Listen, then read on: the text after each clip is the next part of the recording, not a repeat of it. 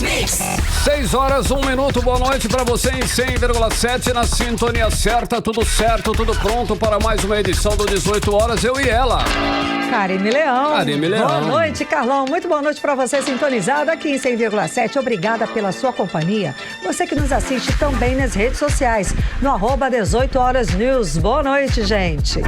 Mix. Karine Leão, hoje o futebol perdeu o seu rei. Nesta quinta-feira morreu Pelé aos 82 anos, o maior jogador da história. Ele estava internado no hospital israelita Albert Einstein e faleceu por complicações de um câncer de cólon.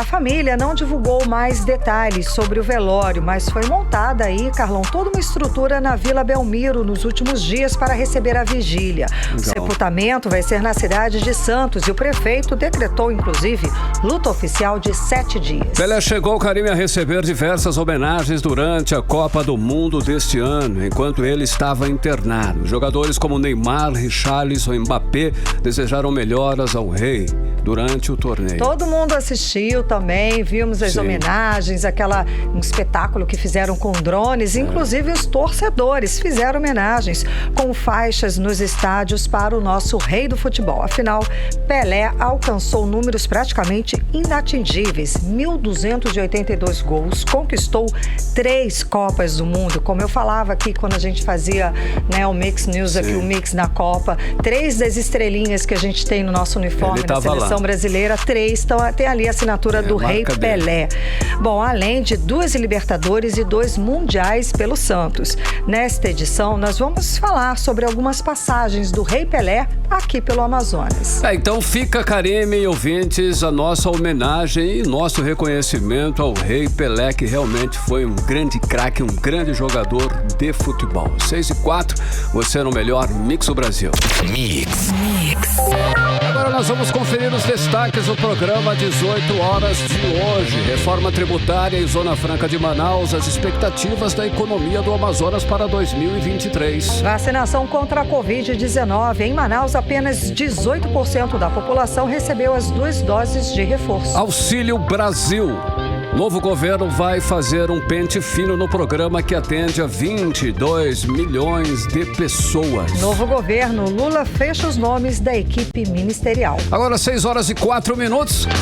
Você no melhor Mix do Brasil, os destaques desta quinta-feira hoje, Karine Leão. Quinta-feira, dia 29 de dezembro, já pertinho já no do fim do final ano. de ano aí, já final de semana, passa rápido. 29 de dezembro de 2022, estamos começando mais uma edição do 18 horas e tudo isso para você aqui no melhor Mix do Brasil. 18 horas. Chegando aí, fim, de 2022, um ano que a Zona Franca de Manaus sofreu vários ataques do governo federal. Em setembro, o ministro Paulo Guedes chegou a anunciar que o governo federal pretendia acabar com o IPI, caso Bolsonaro fosse reeleito. Segundo ele, a proposta do governo federal para a Zona Franca de Manaus era fazer com que a economia da região fosse exclusivamente de crédito verde, ou seja, apenas da preservação de recursos ambientais. Pois é, Carlão, e antes disso, a questão do IPI sobre os produtos da Zona Franca de Manaus foi alvo do governo federal durante todo o ano. Foram 3 decretos presidenciais com a redução do IPI sem resguardar a produção aqui do Polo Industrial de Manaus. Os decretos foram derrubados na Justiça. O último deles, em agosto, o ministro do Supremo Tribunal Federal, Alexandre de Moraes, decidiu em favor da Zona Franca.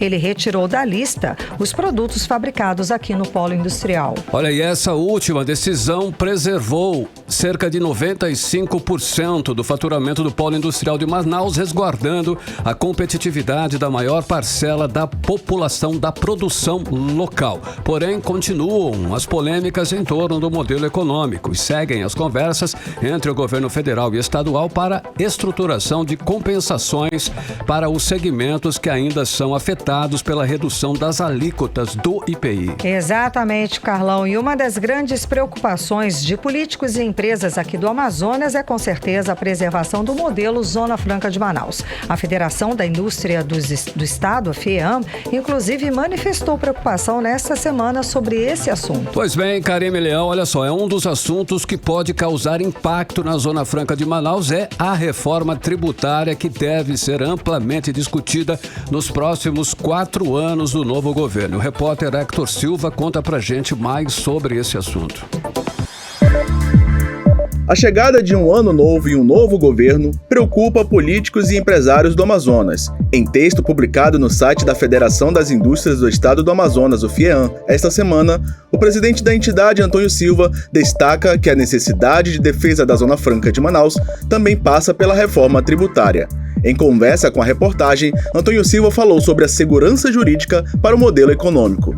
A manutenção, ela é constitucional.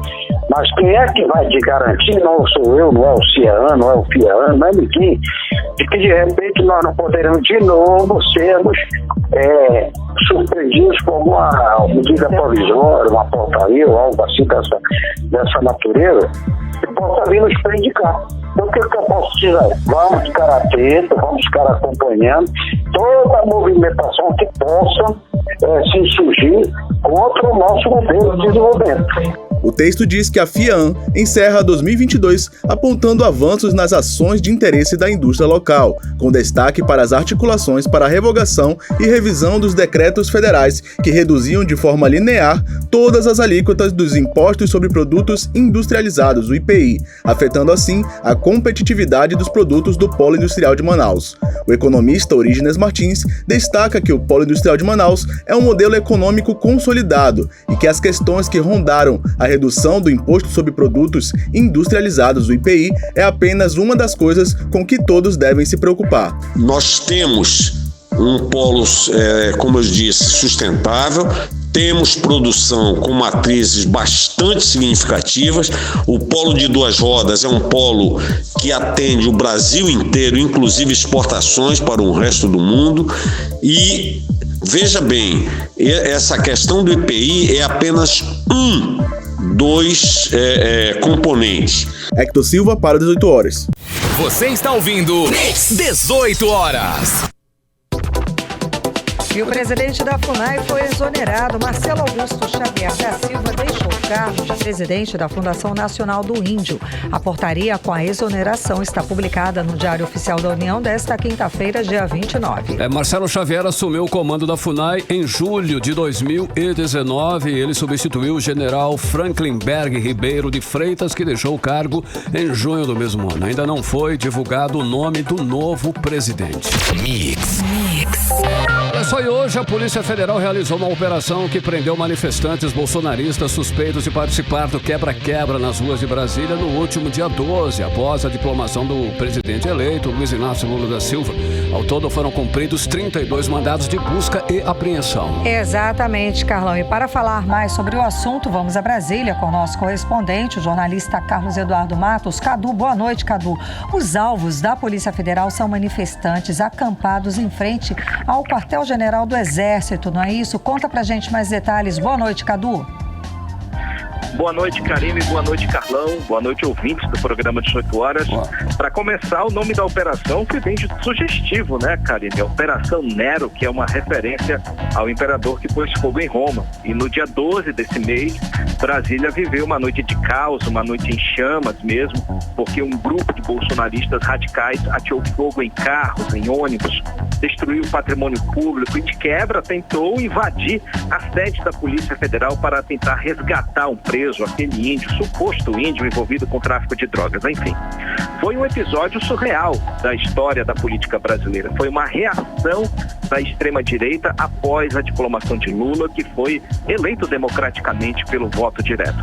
Até o momento, Karine, 4 pessoas foram presas. São um pastor evangélico da cidade de São Gonçalo, no Rio de Janeiro, uma influenciadora digital da cidade de Tupã, em São Paulo, e um juiz de paz da cidade de São Francisco de Guaporé, em Rondônia. Uma 4ª pessoa, olha só o detalhe, o juiz de paz, né, Karine? Como é que pode o juiz de paz promover ataques, vandalismo em Brasília? Como pode isso, né? Agora, tem uma quarta pessoa que foi presa, mas teve o nome mantido em sigilo pela Polícia Federal. Outras 7 pessoas que tiveram um mandado de prisão temporária decretado seguem foragidas. E segundo a Polícia Federal, pelo menos 40 pessoas estariam envolvidas no quebra-quebra do dia 12, mas a ordem de prisão, por enquanto, saiu para apenas 11 suspeitos. Então, é possível que outra operação esteja no forno. E o que há em comum entre essas pessoas, Karine? Todas estiveram acampadas em frente ao quartel-general do Exército, aqui em Brasília, e participaram diretamente dos atos de vandalismo que resultaram na destruição de 8 veículos ao todo, entre ônibus, carros, além de destruir patrimônio público, as ruas, colocar botijão de gás no meio da rua, tentar invadir a sede da PF. Além dessas prisões, a Polícia Federal cumpriu 21 mandados de busca e apreensão nos estados de Rondônia, Pará, Mato Grosso, Tocantins, Ceará, São Paulo e Rio de Janeiro. O resultado das apreensões ainda não foi divulgado. Não sabemos o que foi apreendido de fato pela Polícia Federal. Talvez amanhã essas informações sejam divulgadas. Agora, Karine, essa operação de hoje mostrou que os acampamentos bolsonaristas aqui em Brasília servem não só para protestos antidemocráticos, para pedir intervenção militar, também servem para planejar ataques contra a democracia. A polícia já sabe que os acampamentos se transformaram em quartéis generais clandestinos para arquitetar ataques terroristas.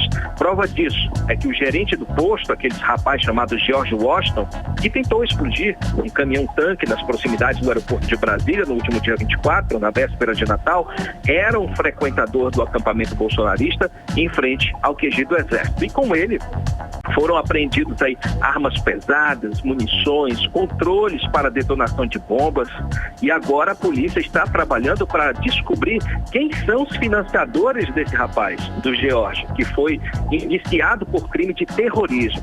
Seguindo o dinheiro, a sociedade vai saber quem são os verdadeiros culpados. Inclusive, só um parêntese, Karine, agora há pouco a polícia foi novamente mobilizada aqui em Brasília, uma suspeita de uma ameaça de bomba, colocaram as câmeras de uma loja, registraram aí um rapaz deixando uma bolsa, um conteúdo suspeito perto de um tanque de gás, nas proximidades de um centro comercial na área do Sudoeste, aqui em Brasília. Então, parte do bairro foi fechado, o grupo antibombas está no local e ao longo da programação, se possível, tentar ver se é uma informação verdadeira, se era realmente bomba ou se era apenas uma ameaça, exemplo do que foi anteontem lá no setor hoteleiro norte.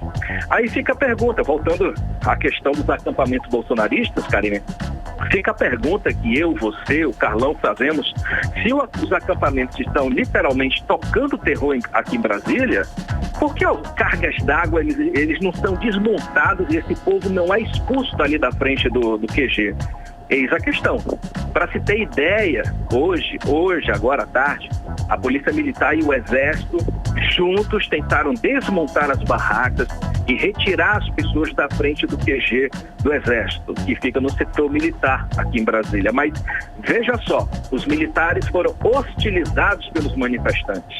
E para evitar um problema ainda maior, as autoridades policiais, os comandantes desses grupos que foram para lá, acharam por bem recuar e manter o pessoal acampado. Não foram usados aí nem o uso progressivo da força, como eles chamam, como balas de borracha, bombas de gás lacrimogênio, cacetete, enfim, nada disso foi usado. Não sei se essa mesma bondade seria com os professores, servidores públicos, enfim, E o futuro ministro da Justiça, Karine, o senhor Flávio Dino, assegurou que os acampamentos em Brasília estão em fase de desativação. Mas dá para ver que está rolando um processo bastante diplomático. Tudo com muita leveza, muita suavidade para evitar um novo confronto. Vamos seguir aguardando, Karine Carlão. O fato, Cadu, é que depois de uma das eleições mais polarizadas dos últimos tempos aqui do Brasil, para uma eleição à presidência da República, agora a gente vai estar aí com uma expectativa também a respeito dessa posse, a respeito de 1º de janeiro, da posse do novo presidente também, que tem toda uma questão de segurança reforçada, algo também que acho que a gente nunca viu com tanta preocupação, não é, Cadu? A segurança para a posse posse continua reforçada? Ainda há essa possibilidade do presidente Luiz Inácio Lula da Silva não desfilar em carro aberto? Essa é uma questão que ainda está sendo discutida, viu, Karine? A informação não foi fechada, essa questão aí, se ele vai desfilar em carro blindado ou se ele não vai desfilar. Tudo isso vai depender das informações do grupo de inteligência que já foi montado aí pela Polícia Federal, que já tem informações sobre esses manifestantes, das pessoas que estão liderando esses grupos de manifestantes, grupos mais radicais, estariam prontos para promover ataques. As informações partiram a partir de George Washington, que ele entregou boa parte das lideranças bolsonaristas, estariam contribuindo para que outros bolsonaristas possam promover algum ataque, fazer alguma ameaça. Mas o perímetro ali da esplanada dos ministérios já está praticamente todo fechado, Karine. Hoje, aqui em Brasília, a praça, aquela área ali central onde está o Congresso Nacional, o Palácio do Planalto, o STF, aquilo tudo já fechou, os palcos já estão montados, já foram colocadas as cercas e os locais de acesso, de entrada e de saída. Ou seja, a polícia já sugeriu aí que seja limitado o público em 30 mil pessoas ali no Festival do Futuro. Ou seja, vai ser um público reduzidíssimo por causa da segurança. Então, todo esquema de segurança, de escolta de autoridades já foi fechado, já foi alinhado para garantir a segurança. Agora, tem esse ponto que eu acredito que vai ser fechado no finalzinho, provavelmente no sábado, domingo, se Lula vai desfilar ou não, se ele vai desfilar em carro fechado ou não, tudo isso vai depender do que vai dizer o grupo de segurança, né, a equipe de segurança que vai estar liderando os eventos, a organização da posse de Lula. Karine, Carlão. Cadu, olha só, atualmente 22 milhões de pessoas recebem o Auxílio Brasil. E o futuro ministro do Desenvolvimento Social, o senador Wellington Dias, disse que o novo governo vai fazer aí o famoso pente fino, né, no programa. Ou seja, muita gente pode ficar de fora. É ou não é, Cadu? Exatamente, Carlão. De acordo com o futuro ministro do Desenvolvimento Social, o senador Wellington Dias, o problema central está no CAD único, que é o cadastro único para programas sociais, que tem apenas 60% do seu banco de dados atualizado. Das cerca de 40 milhões de famílias inscritas, Carlão, 14 milhões compõem ali arranjos unipessoais, que chamam, ou seja, pessoas que se declaram mãe solo, que têm pai solo, não tem uma informação mais concreta sobre a sua situação social e familiar. O problema é que isso afeta não só a concessão do atual Auxílio Brasil, mas também a de outros programas que utilizam o CAD único, né? Incluído programas de transferência de renda de estados e municípios. Aí no estado do Amazonas, o governo do estado possui um programa de transferência de renda, utilizando inclusive banco de dados do CAD único para garantir o benefício às pessoas. Ele faz a comprovação dos dados por meio do CAD único, mas o CAD único está desatualizado, está falho, né? E para tentar resolver o problema, o futuro governo promete fazer aí um pente fino, né, uma checagem de todos os cadastros e verificar se os dados são verídicos ou se há indícios de fraude. E para acelerar esse processo, Carlão, o futuro Ministério do Desenvolvimento Social pretende usar os dados do censo do IBGE, que deve encerrar a última fase de pesquisas, coincidindo com o início do mandato do futuro presidente Luiz Inácio Lula da Silva, para apurar os atuais contemplados pelo benefício. Ou seja, é uma estratégia nova.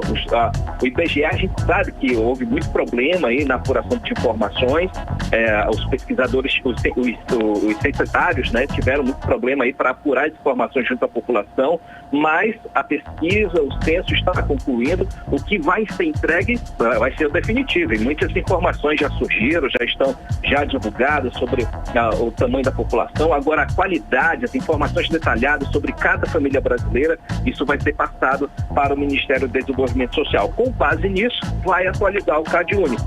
Ou seja, a pessoa que foi cadastrada no CAD único, está cadastrada no CAD único, que recebe algum benefício social, como o Auxílio Brasil, futuro Bolsa Família, e que respondeu ao censo, pode ficar tranquilo, porque os dados já foram atualizados.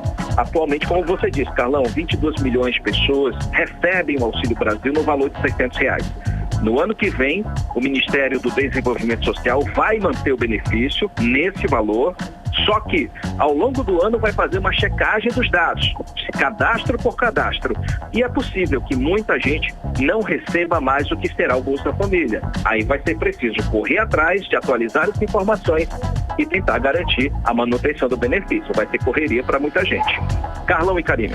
Cadu, e finalmente o Lula anunciou o restante da equipe ministerial. Ao todo, são 37 pastas ministeriais compostas por 26 homens e 11 mulheres. Explica pra gente como é que fica esse cenário agora para o próximo governo, Cadu. Karine, em linhas gerais, né, agora, com essa conclusão aí do primeiro escalão, que foi hoje, né, Lula meio que consolidou a hegemonia do PT na sua nova gestão, ou seja, ele contemplou os outros partidos, os seus partidos aliados e parceiros, mas se manteve na liderança, na hegemonia. O PT vai ter 10 ministérios, incluindo aí alguns dos principais, como o Ministério da Fazenda, a Casa Civil, enfim. E ao todo, né, desses 37 ministérios aí que serão formados a partir do dia 1º de janeiro, como você disse aí, são 26 homens e 11 mulheres. É um fato histórico aí, a inclusão de muitas mulheres na composição, no primeiro escalão do governo. Além do PT aí, que tem 10 ministérios, 8 partidos estão sendo bastante contemplados, aí, bem representados nesses ministérios. Por exemplo, União Brasil tem 3, foi beneficiado aí com 3 ministérios. O PSD vai ter 3 ministérios. O PSD de Marcelo Ramos e de Omar Aziz. O PSB também terá 3 ministérios. O PSB é o partido de Geraldo Alckmin. O MDB de Eduardo Braga vai ter 3 ministérios também. O Partido Rede vai ter 1 ministério, que é o de Meio Ambiente, né, da Marina Silva. O PSOL também vai ter 1 ministério, que é o de Povos Indígenas. O PDT vai ter 1 ministério. O PCdoB também, ou seja, praticamente todos os partidos que fizeram parte da aliança de apoio à eleição de Lula estão contempladas nesse organograma político aí.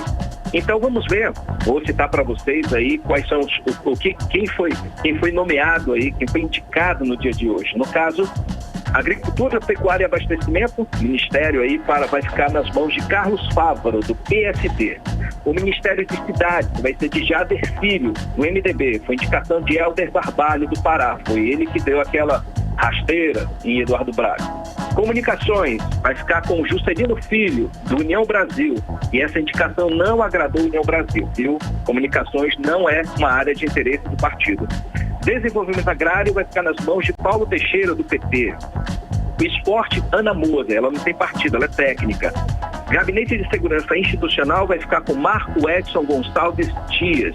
Ele é general e também ele presta serviços ao PT, mas ele não é afiliado. Então, mas ele tem uma ligação com o partido. Integração e Desenvolvimento Regional vai ficar com Valdez Góes, do PDT. Ele vai sair do PDT e vai para a União Brasil. É outro ministério aí que não agradou nem um pouco o União Brasil. Meio Ambiente, Marina Silva, do Partido Rede. Ministério de Minas e Energia, como a gente já vem falando, Alexandre Silveiro, do PSD. Ministério da Pesca, André de Paula, nós falamos ontem também, ele é do PSD. Planejamento, Orçamento, Simone Tebet, do MDB, ou seja, contemplando o rol de benefícios aí o partido de Eduardo Braga. E Povos Indígenas, Sônia Guajajara, falamos ontem, ela é do PSOL do Estado de São Paulo. Previdência Social vai ficar com o PDT, na frente aí, que vai ter à frente Carlos Lupe, o presidente nacional do partido. Ou seja, Lula está contemplando o partido do Ciro Gomes, né? E tem a Secretaria de Comunicação Social, vai ficar com Paulo Pimenta, deputado federal, ele é jornalista, atua muito pouco na área de comunicação, mas ele tem um posicionamento político e vai comandar essa pasta, que é muito direta, vai se comunicar com a sociedade, vai ser o meio pelo qual o Lula vai se comunicar com a sociedade, ele que vai coordenar essa parte. O Ministério do Transporte vai ficar com Renan Filho, do MDB, e Turismo, Daniela do Vaguinho, que é do União Brasil.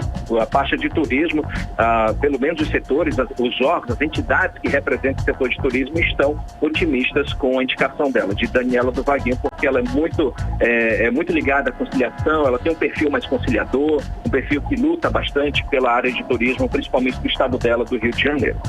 Marina Silva, ela que vai ser a futura ministra do Meio Ambiente, ela disse que não vai ser mais Ministério do Meio Ambiente, vai ser Ministério do Meio Ambiente e Mudança Climática, para abarcar aí os dois cargos, né, que ela estava sendo cotada para os dois ali, Autoridade Climática e Ministério do Meio Ambiente. Ela vai pegar esses dois e transformar em um. E finalizando, Karine, não tem amazonense nessa lista, como a gente falou ontem, né? Eduardo Braga, Marcelo Ramos e Omar Aziz realmente ficaram de fora. Agora o que nos resta aí é a questão do segundo escalão.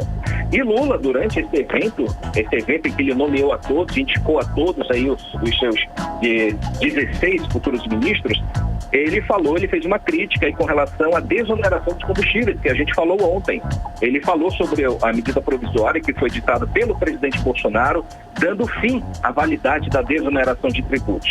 Vamos ouvir o que disse Lula.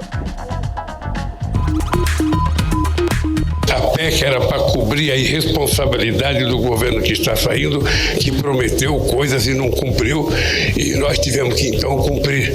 Como hoje ele continua mandando medida provisória, sabe, ele não teve coragem e mandou a medida provisória agora, acabando com a desoneração do óleo diesel, da gasolina e do gás.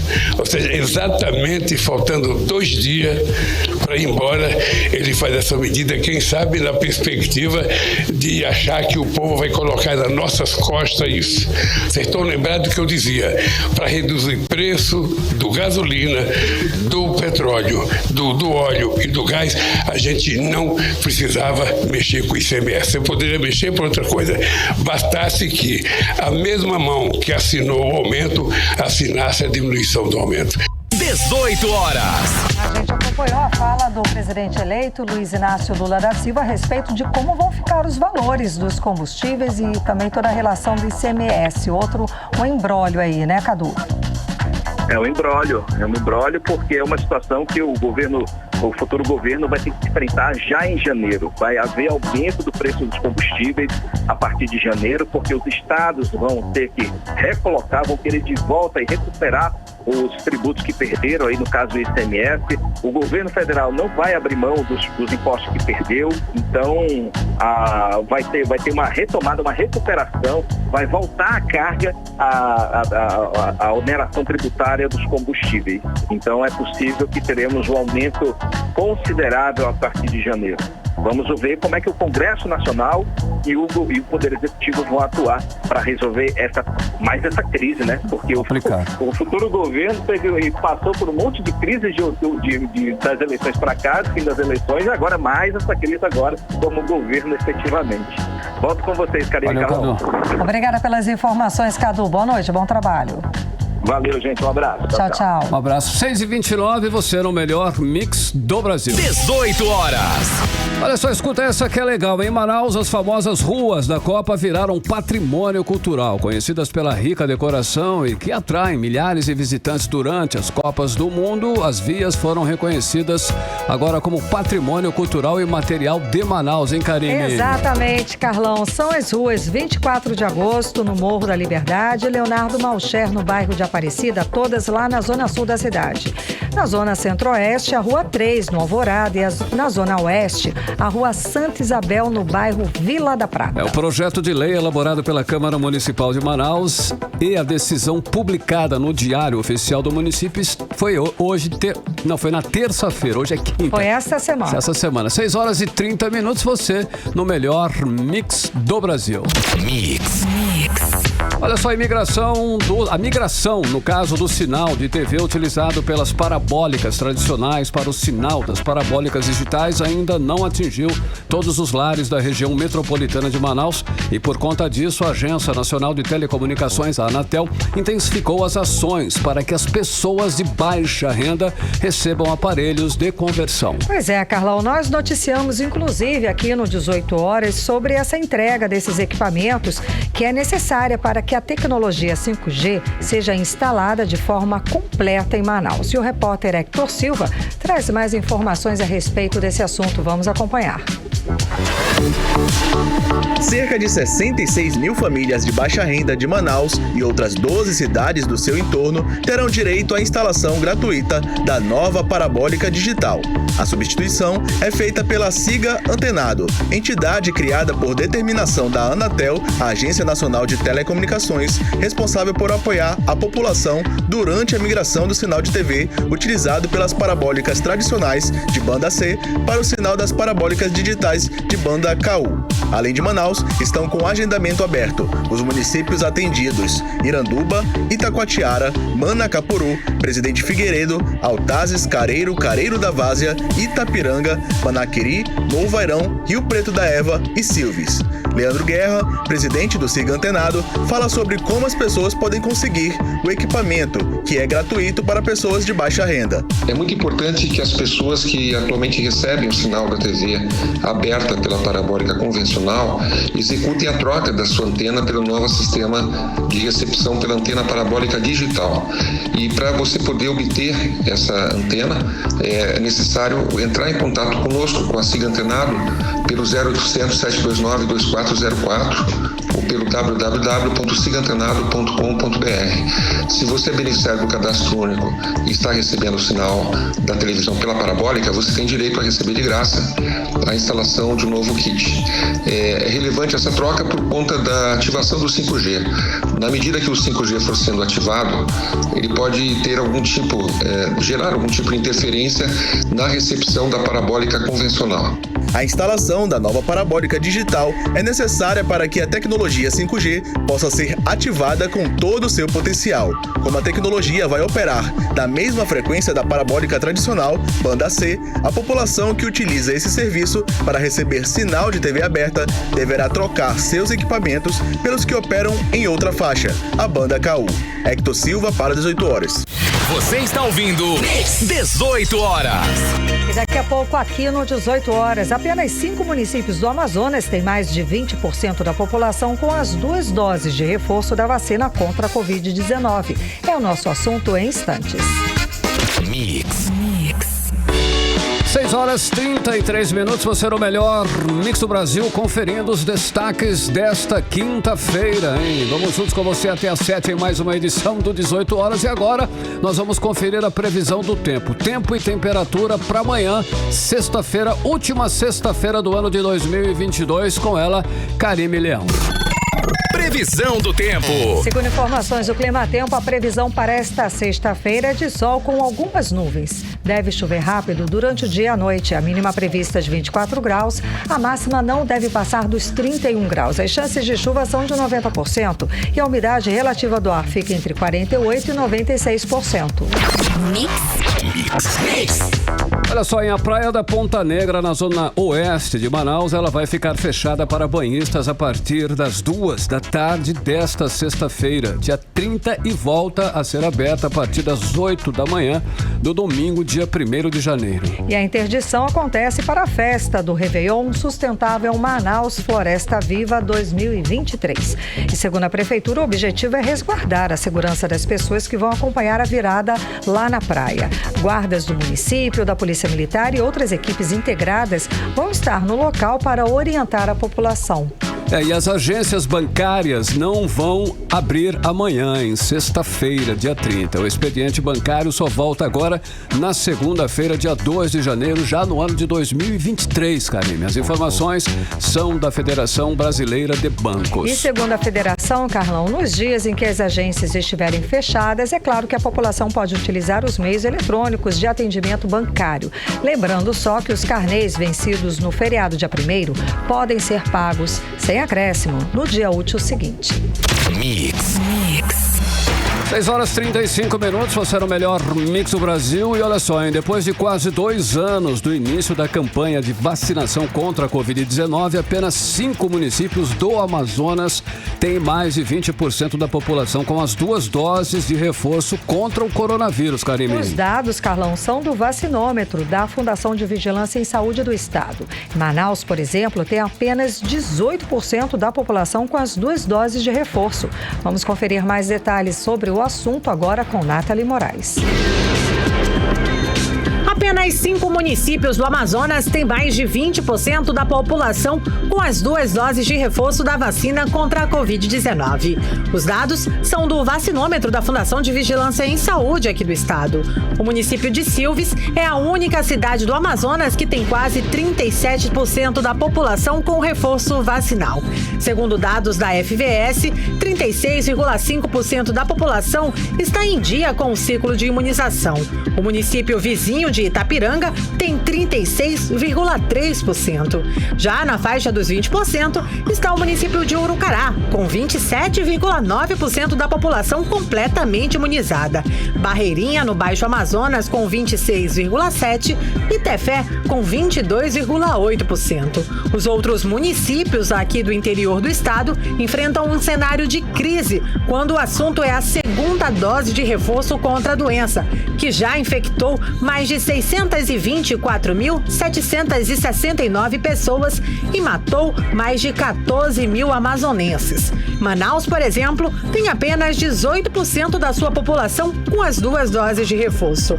Alexandro Melo, chefe do Departamento de Vigilância Epidemiológica da FVS, reforça a importância da população de manter a caderneta de vacina atualizada. A população vacinada, a população imunizada, tende a diminuir a circulação de vírus e diminuir o número de casos. E aí, aquelas pessoas que vierem adquirir o vírus, uma vez estando imunizadas, vão ter uma resposta do organismo melhor e nós vamos poder evitar os casos graves e evitar os óbitos. Já na outra ponta da lista, entre as cidades que menos aplicaram o segundo reforço da imunização, estão Anamã, com apenas 0,4% da população vacinada, e São Gabriel da Cachoeira, com 0,3%. Outras cidades, como Japurá, Itamaraty, Juruá e Amaturá, sequer aparece como se tivessem aplicado alguma segunda dose da vacina contra a Covid-19. Para o chefe do Departamento de Vigilância Epidemiológica da FVS, um dos objetivos das autoridades de saúde é aproximar a vacina da população.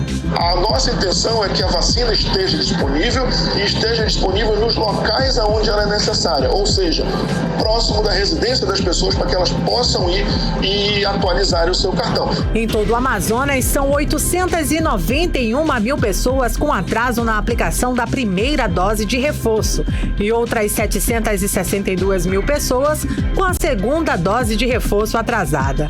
É muita gente que precisa fortalecer o sistema imunológico para evitar o agravamento da doença. Nathalie Moraes para o 18 horas. Você está ouvindo 18 horas.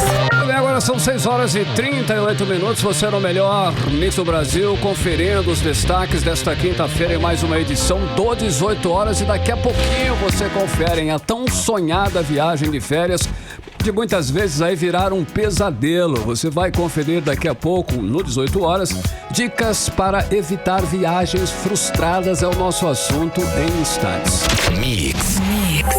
Agora em Manaus, 6h39.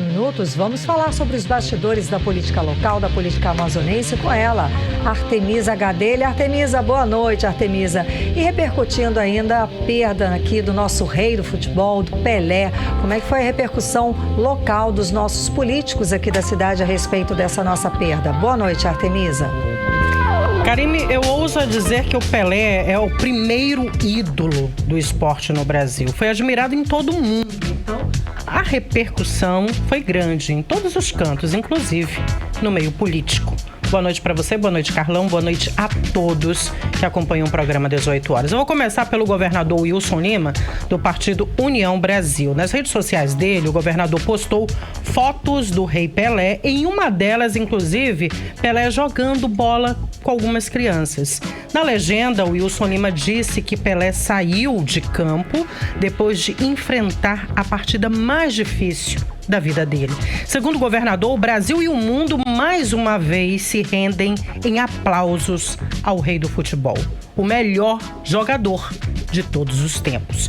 E agora, falando do prefeito de Manaus, Davi Almeida, ele também lamentou o falecimento do ex-jogador de futebol e ex-ministro dos esportes. O prefeito disse que Pelé foi um ser humano ímpar e que trilhou o caminho do esporte e é responsável pela alegria de muitas gerações de torcedores brasileiros com os gols que ele fez, que são verdadeiras obras de artes do mundo futebolístico.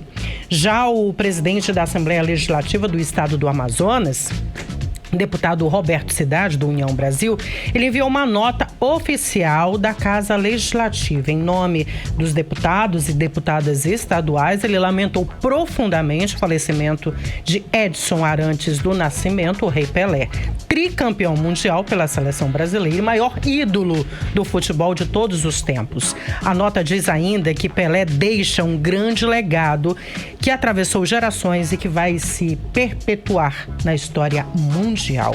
O presidente eleito agora da Câmara Municipal de Manaus, vereador Caio André, do PSC, também comentou a perda do Rei Pelé por telefone. Ele disse que morreu o maior ícone do esporte brasileiro e que ele espera que saibamos reconhecer o tamanho dele. Karime Carlão. Arte, olha só, ontem nós comentamos aqui as mudanças no secretariado do governo Wilson Lima. Nós temos mais informações aí sobre esse assunto, Arte? Sim, Carlão, temos novidades de bastidores. Se comenta que o presidente da Assembleia Legislativa do Estado do Amazonas, Roberto Cidade, ele terá direito à indicação de uma secretaria, enfim, no secretariado, do governador Wilson Lima. Dizem que será a CEPROR, Secretaria de Estado de Produção Rural. É uma secretaria importante. Em 2022, inclusive, o governo do estado do Amazonas, por meio da CEPRO, destinou mais de 23 milhões de reais para apoiar o setor primário de 50 municípios do estado do Amazonas. E esses recursos são de emendas parlamentares, Carlão, da Assembleia Legislativa. São recursos que beneficiam produtores rurais com recursos financeiros e também com produtos, maquinários, entre outros repasses para diversas atividades voltadas ao agronegócio. Roberto Cidade, inclusive, teve um papel importante nas eleições deste ano. Acompanhou o governador nas andanças no interior do estado, foi o deputado mais votado, conseguiu harmonia na Casa Legislativa e apoios da maioria dos parlamentares, evitando aí possíveis dores de cabeça ao governador Wilson Lima, com a possibilidade de votação de impeachment na casa, o que não ocorreu, devido justamente às parcerias firmadas na Assembleia. A indicação da CEPRO por Roberto Cidade, se ela ocorrer, deve ser um acordo entre o governador e o presidente da Assembleia, mediante o retorno, dado por ele nessa aliança. Janeiro promete, hein, Karime Carlão? Bom, semana praticamente acabando, ano também. O que você acompanhou, Artemisa, na agenda do governador e do prefeito nesta quinta-feira? O governador, inclusive, fez uma homenagem a uma servidora do estado, Artemisa. Isso mesmo, Karime. A servidora Maria do Carmo, ela foi homenageada pelo governador Wilson Lima, do União Brasil, no gabinete dele, na sede do governo. Maria do Carmo, ela está se aposentando e hoje foi o último dia de trabalho dela. O governador a presenteou, inclusive com um buquê de flores e também com um livro com as iniciais do nome da servidora.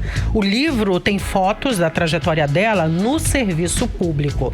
Maria do Carmo disse que foi uma honra, inclusive, fazer parte de um governo e de um projeto de qualidade de vida que humanizou o servidor público. E ainda falando do governo do Amazonas, hoje começou o processo de revitalização das praças esportivas para a temporada de futebol amazonense em 2023. Os campos devem passar por obras até o fim de janeiro de 2023, com aplicação aí de herbicidas, podas e cortes verticais, controle de pragas, descompactação, top dressing, que é a aplicação de fertilizantes e fito-hormônios em solos considerados pobres em nutrientes. Já o prefeito de Manaus, Davi Almeida, participou de uma entrevista em uma TV local nesta quinta-feira e na parte da manhã ele entregou mais uma unidade do CRAS, que é o Centro de Referência de Assistência Social, hoje no bairro da Betânia, zona sul da capital amazonense. A reforma, inclusive, faz parte de uma emenda do deputado Marcelo Ramos, do PSD. Karine Carlão. Obrigada pelas informações, Artemisa Gadelha. Boa noite, bom trabalho. Para vocês também. Até amanhã. Tchau, tchau. Tchau, tchau. 6h46, você no melhor mix do Brasil. 18 horas. Olha só, muita atenção, hein? Com as festas e férias de final de ano, é comum, né, consumidores sofrerem com a notícia inesperada de passagens aéreas canceladas ou pacotes de viagens que prometiam roteiros e hotéis maravilhosos e depois são cancelados aí pelas agências que não cumprem a oferta prometida, Karine. Pois é, e aí fica, né, o turista na hora veja. Bom, para você não cair nessas armadilhas, a repórter Nathalie Moraes conversou com o diretor-presidente do Procon Amazonas, o Jálio Fraschi, e trouxe pra gente algumas orientações importantes para evitar ciladas. Vamos conferir. Dezembro e janeiro são meses de muitas viagens, seja para reunir as famílias nas festas de final de ano ou para o merecido descanso de férias, onde a procura por passagens aéreas em empresas de viagens aumentam. O Procon Amazonas está orientando o consumidor na hora da compra das passagens aéreas para evitar que seu momento de diversão no Réveillon 2023 se transforme em dor de cabeça. A primeira orientação do órgão é que antes de contratar o serviço da operadora de turismo, o consumidor deve checar se a empresa está registrada no Cadastur, Cadastro Oficial dos Prestadores de Serviços Turísticos do Brasil. Esse registro é a garantia de que a empresa está em situação regular, em conformidade com a lei, como explica o diretor do Procon no Amazonas, Jálio Fraschi. Pacotes turísticos vendidos e não sendo cumpridos. Por isso, a importância do consumidor, ao ir a uma agência de turismo, identificar duas coisas.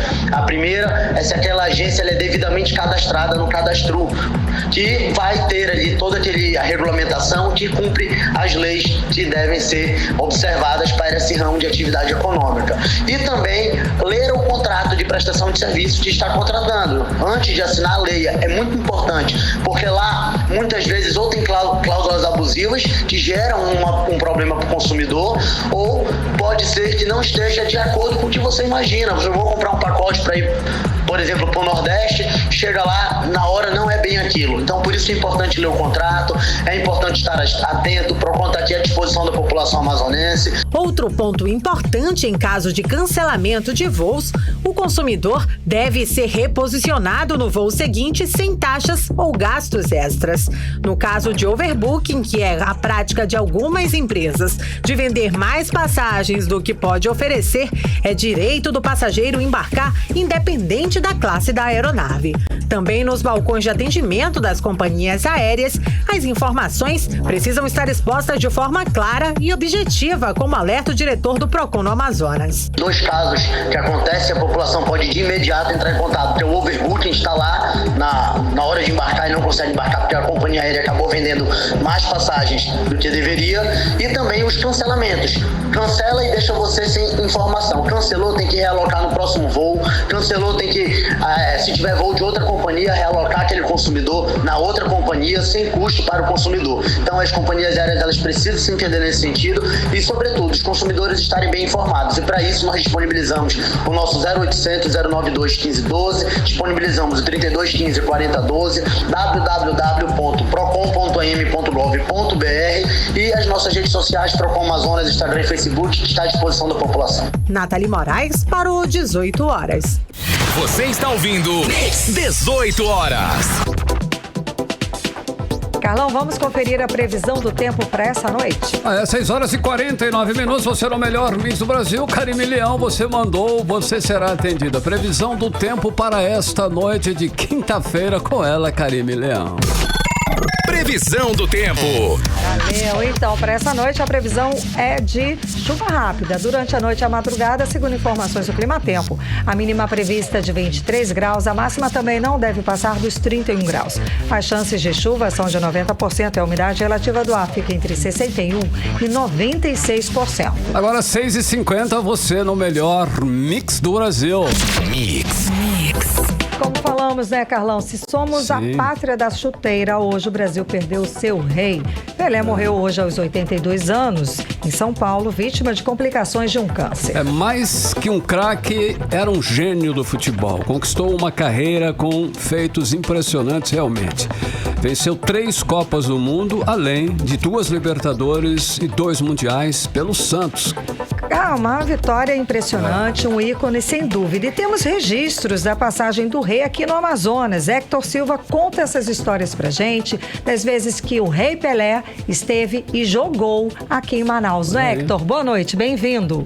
Boa noite, Karime. Boa noite, Carlão. Boa noite, ouvintes do 18 Horas. Pelé esteve ao todo aqui em Manaus 3 vezes e participou de 4 jogos em toda a sua vida. Mas a primeira vez do rei do futebol em Manaus foi em 1968, ano em que o Santos conquistou o hexacampeonato brasileiro e desembarcou aqui na capital amazonense para enfrentar, sabe quem? O Fast. Nossa. E também o Nacional, olha só, no Estádio da Colina. Estádio esse que antes era chamado de Gilberto Mestrinho, sabia? Olha aí. Em partidas amistosas, essas pelo torneio da Amazônia. Santos desembarcou naquele ano, Carlão, no aeroporto de Ponta Pelada, o aeroporto que hoje em dia não é tão utilizado, não, o aeroporto mais militar, mas naquela época era um dos principais aeroportos da cidade. E muita gente recebeu o Pelé e companhia naquele dia. Os jornais da época mostraram isso, inclusive. O jogo do Pelé com o time de Santos foi às 21 horas de uma sexta-feira, no dia 9 de agosto de 1968, que parou toda a cidade. Todo mundo queria ver o Pelé em Manaus, é claro.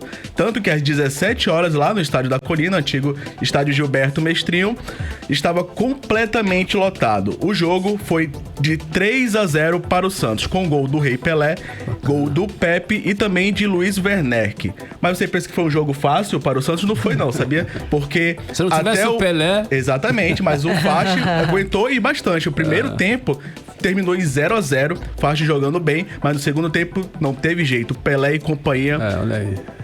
Quebraram o nosso time do Fast. E o público naquela época foi de 17 mil pessoas. É um número muito alto. A gente pensa que não é um número tão alto, mas pra época, o estádio não comportava tanta gente.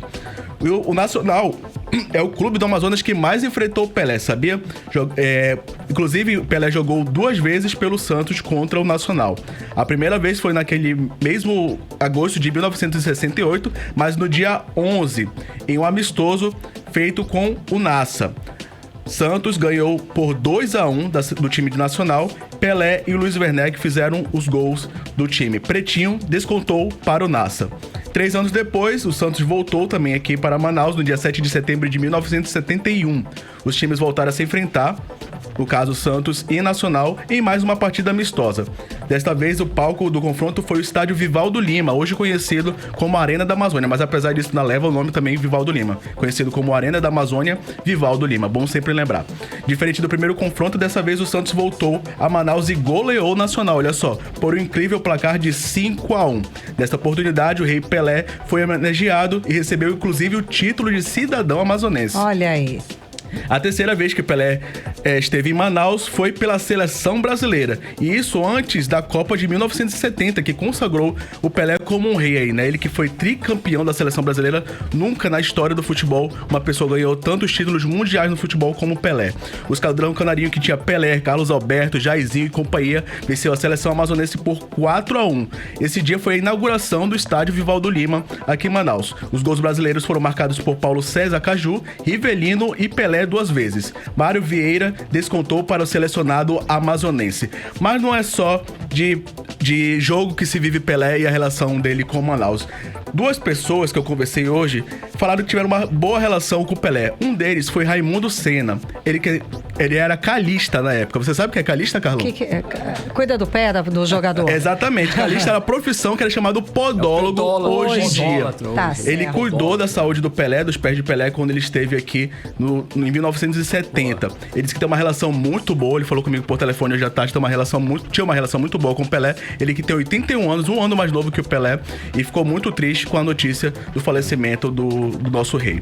Outra pessoa é Roberto Gesta de Melo. Muita gente conhece esse nome, porque foi um grande nome do esporte amazonense, né? Ele falou também comigo hoje pela tarde, disse que assistiu o 10º gol dele no Maracanã. Conviveu com Pelé quando ele era ministro do esporte. E ele esteve também em Copenhague defendendo a candidatura do Rio de Janeiro aos Jogos Olímpicos de 2016. Na época, Pelé era ministro e ele era presidente da Confederação Brasileira de Atletismo. Karime Carlão. Obrigada, Hector Silva, pelas informações. Bom, e o presidente Jair Bolsonaro emitiu nota, né? O presidente deseja força e fé para familiares e amigos de Pelé. Em nota da Presidência da República, ele escreveu o seguinte: o presidente da República, Jair Bolsonaro, roga a Deus que o receba em seus braços e dê força e fé a toda a sua família e amigos para superar esse difícil momento. O governo federal também prestou condolências a familiares e amigos. A nota segue dizendo o seguinte, abre aspas: Pelé, o rei do futebol, foi um dos maiores atletas de todos os tempos. O único tricampeão mundial, demonstrou por suas ações que, além de grande atleta, também foi um grande cidadão e patriota, elevando o nome do Brasil por onde passou, afirmou a nota. 6h36. Olha só, todo fim de ano a gente comete excessos na alimentação. Atenção, cuidado, isso sem falar na bebida, hein? Afinal, estamos em pleno período de confraternização, Karime. Pois é, Carlão, e tô fugindo aí das balanças, tá dando não. Devemos lembrar aí que não dá para exagerar. E a repórter Nathalie Moraes conversou com o subsecretário municipal de Gestão em Saúde, que é o médico Djalma Coelho. Traz algumas dicas pra gente, vamos conferir. As celebrações de fim de ano exigem que a população lembre de tomar alguns cuidados para preservar a sua saúde e, assim, evitar possíveis consequências negativas, seja do consumo em excesso de álcool ou da alimentação inadequada, por exemplo. Para o subsecretário municipal de Gestão em Saúde da Censa Manaus, o médico Djalma Coelho, uma das medidas que devem ser adotadas é o uso de máscaras nas confraternizações para os idosos com idade acima de 60 anos e pessoas que apresentem sintomas gripais, comuns nessa época do ano por conta do período chuvoso em Manaus. Primeira orientação que a gente faz é a questão das orientações de proteção biológica, né? Ou seja, o uso de máscaras, manter uma distância significativa de 1 metro, 1,5 metros de pessoas, sempre estar com o uso do álcool gel, de lavar as mãos antes de colocá-las, às vezes, na boca, no olho, coçar o olho. E no final, ou seja, teve algum sintoma gripal, procurar uma UBS para fazer teste rápido de Covid e dando positivo, o ideal é que você se isole, que você passe ali 5 dias e refaça o teste para ver se ainda permanece positivo. Quanto ao cuidado alimentar, o médico orienta que as pessoas que optarem por comer fora ou pedir comida pronta, observem se o estabelecimento tem uma boa higienização, se possui alvará de funcionamento e se o manuseio dos pratos, tanto na cozinha quanto pelos garçons, é adequado. Quando os pratos forem preparados em casa, é importante lavar bem as mãos e os utensílios domésticos e verificar se o prazo de validade e se o armazenamento dos produtos está adequado.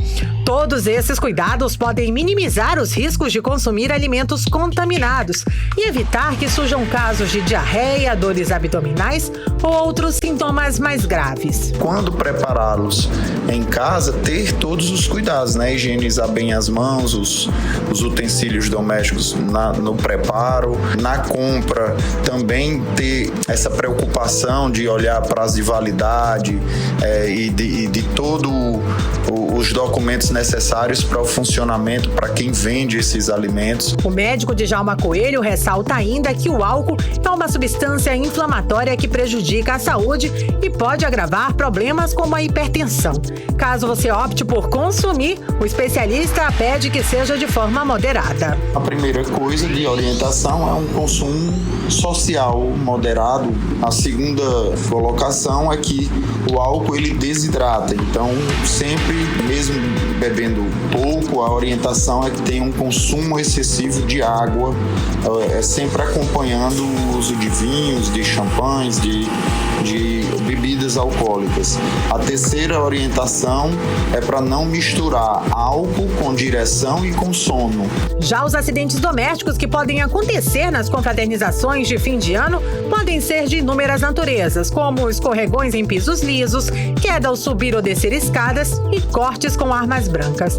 O especialista reforça que as famílias devem ter um cuidado e uma atenção maior com os idosos, que podem ser mais vulneráveis para essas situações. Nathalie Moraes para o 18 horas. Você está ouvindo 18 horas. Em Manaus, 7 horas em ponto, seguimos direto para o editorial 18 horas. Editorial 18 horas.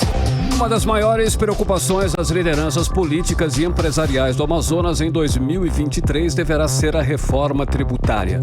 Prometida pelo futuro governo, deverá ter grandes repercussões no modelo econômico do Amazonas, a Zona Franca de Manaus. A Federação das Indústrias do Estado manifestou preocupação nesta semana e destacou a manutenção da segurança jurídica das empresas do Polo Industrial de Manaus.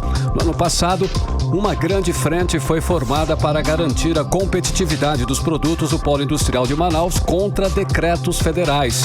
E o alerta foi dado à necessidade das autoridades, entidades empresariais e de trabalhadores e políticos se unirem como historicamente tem sido.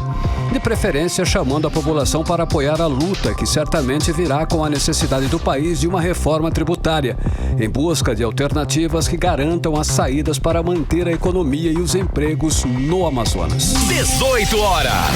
7-1, Karime, boa noite. Boa noite, obrigada pela companhia, um beijo e até amanhã. Beijo, até amanhã. Você ouviu 18 horas. As notícias do Brasil e do mundo. De volta amanhã.